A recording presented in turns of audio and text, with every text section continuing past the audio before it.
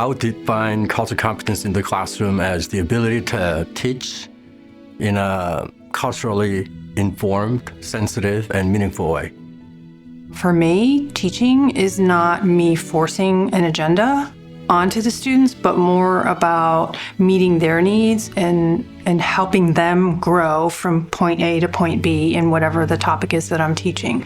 Setting an environment where students can come and be their whole selves, where they can come and be authentically who they are, and they can contribute their whole selves for their own learning and growing, but also for the edification of their colleagues in the classroom as well, including the instructor. Cultural competency is really about recognizing and respecting the different backgrounds students bring into the classroom, and knowing how to respond in ways that actually make a difference.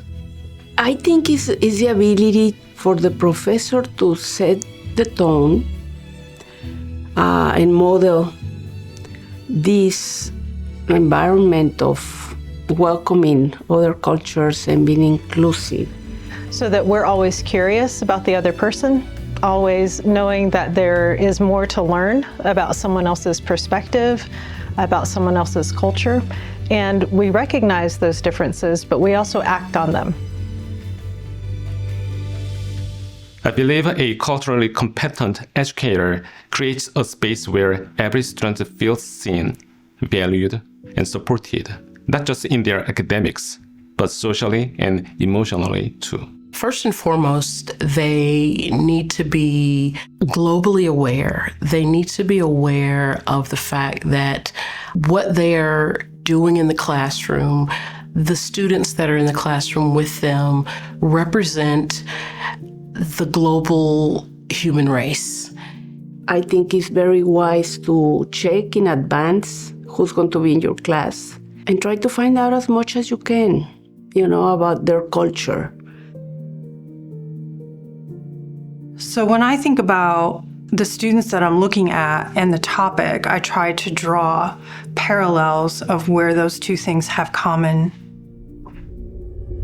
pieces, common values, common experiences, and I try to draw that out.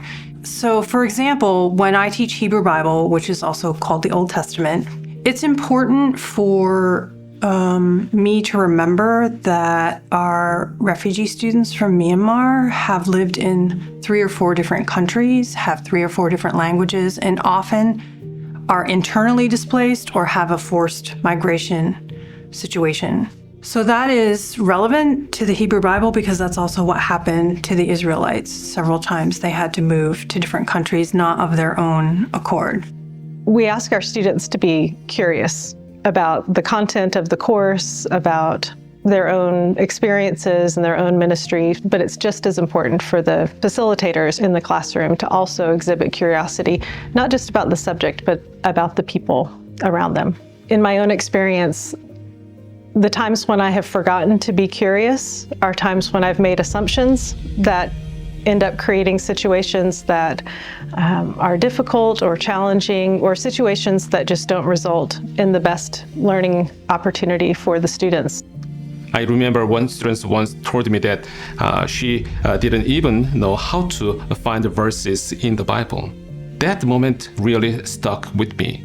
It reminds me not to assume people share the same background knowledge I do.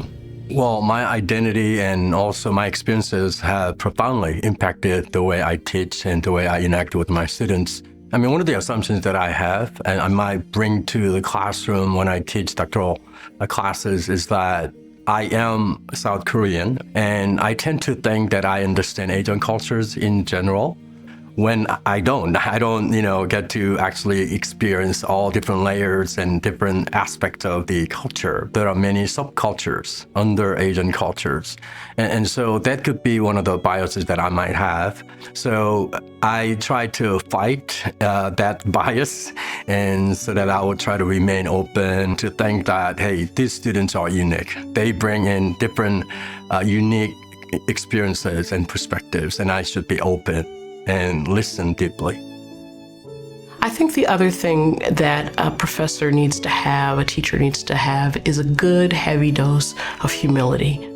I think they need to understand that while they are the primary facilitator in that classroom, they don't know everything, and that there are many other people there with rich and full perspectives that can contribute to the learning environment as well. And so I think a good bit of humility helps it to create a climate where everyone is accepted and welcomed. I think if an educator wants to be culturally competent in their classroom, I think they will need to listen deeply and emphatically, as well as understand where they are coming from. Unless you know them, it's very hard for you to relate to them and teach in a way that would make sense to them. And then the other part is to have a good sense of humor, because sometimes you just make these huge mistakes. You know, in groups like this, one time I was in Spain in another conference speaking, and I made a huge mistake of using a word that had a particular sexual connotation, which I didn't know, and everybody laughed, you know, and I just had to laugh at myself. So, you know. One thing I learned almost by accident is that I used to assume students felt more comfortable in the dominant culture than they really did. On the surface, they might seem fine, but underneath, there is often a lot going on.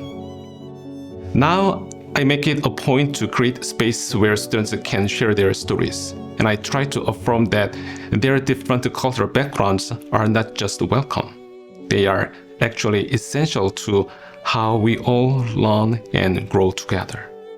I've made it a priority to explain the basic concepts, welcome all kinds of questions, and offer background materials.